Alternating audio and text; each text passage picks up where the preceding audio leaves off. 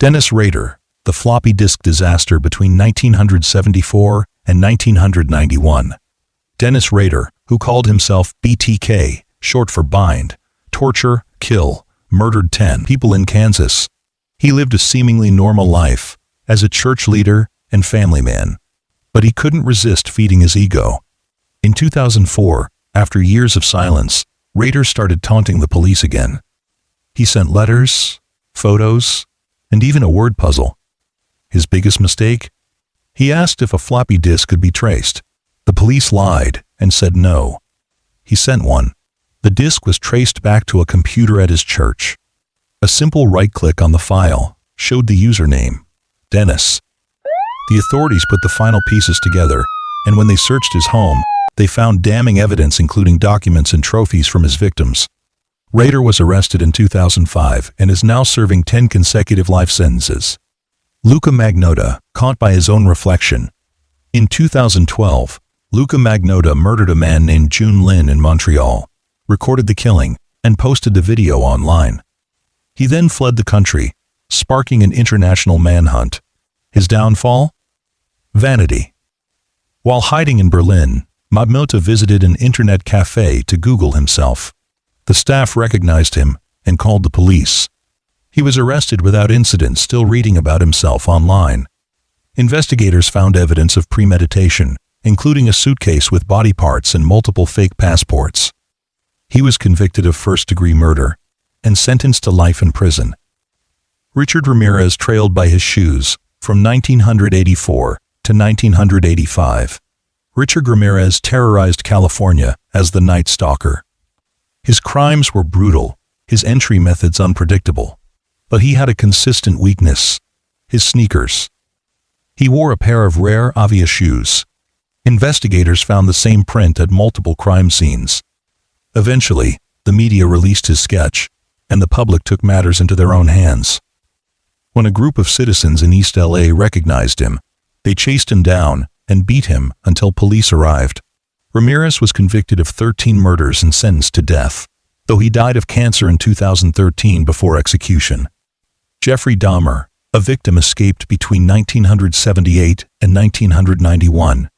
Jeffrey Dahmer killed 17 young men and boys. He kept skulls, photographs, and other remains as trophies. But his reign ended when one victim managed to escape. In 1991, Tracy Edwards ran from Dahmer's apartment, handcuffed and terrified, and flagged down police. Officers entered the apartment and discovered a freezer full of body parts, Polaroids of his crimes, and gruesome tools. Dahmer confessed in detail.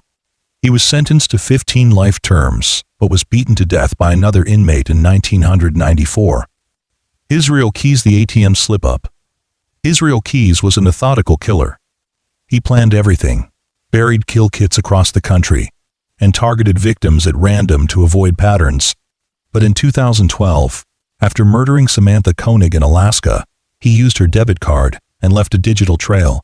Surveillance footage caught him at an ATM in Arizona. He was arrested in Texas, and authorities linked him to at least 11 murders. Keys confessed, but refused to name most victims. In December 2012, he died by suicide in his jail cell. Bobby Joe Long, letting the wrong victim go. Bobby Joe Long abducted and murdered at least 10 women in Tampa Bay in 1984. But his mistake was letting one woman go. On November 3, 1984, he abducted 17-year-old Lisa McVeigh. He kept her for 26 hours and then released her, blindfolded, near her home. But MC Vey had memorized key details.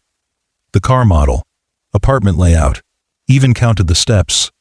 She reported everything to police. Using her intel, authorities tracked Long and arrested him 13 days later. He confessed to multiple killings and was executed by lethal injection in 2019. Dean Corlew killed by his own accomplice. Between 1970 and 1973, Dean Corlew killed at least 28 boys in Houston, Texas, with help from teenage accomplices David Brooks and Elmer Wayne Henley. The murders ended in August 1973, when Corlew turned on Henley and 2 guests.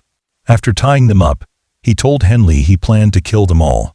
Henley convinced him to untie him, then shot Coral dead. Henley confessed everything. Police uncovered the bodies buried in a boat shed and around Houston. Henley and Brooks were sentenced to life in prison. Henry Landreau, the one-way ticket clue. Between 1915 and 1919, Henry Landreau lured wealthy widows in France with fake marriage ads. Once they moved in with him, they vanished. He took their money and burned their bodies. Police noticed something strange. All his victims had one-way train tickets. Landreau, however, always bought round-trip tickets for himself. They found bone fragments in his oven and documents listing his victims. Landreau was convicted and executed by guillotine in 1922. Wayne Williams, the bridge slip between 1979 and 1981. Dozens of young black men were murdered in Atlanta. Police had little to go on until May 1981. Officers staking out a bridge heard a splash in the river. Moments later, Wayne Williams's car drove by. 2 days later, a body was found downstream. Carpet fibers from Williams's home matched those on several victims. He was convicted of 2 murders and suspected in many more. He's serving 2 life sentences. Charles Cullen leaving a digital trail. Charles Cullen, a nurse, killed patients across 9 hospitals from 1988 to 2003 by giving them lethal doses of medication. He tried to disguise the deaths as natural, but at Somerset Medical Center in New Jersey, the computer system flagged suspicious drug orders, medications prescribed to patients Cullen wasn't assigned to. 1 patient died with unexplained levels of digoxin, and hospital staff called police. Cullen confessed to killing at least 40 patients, though the real number may be higher. He received multiple life sentences.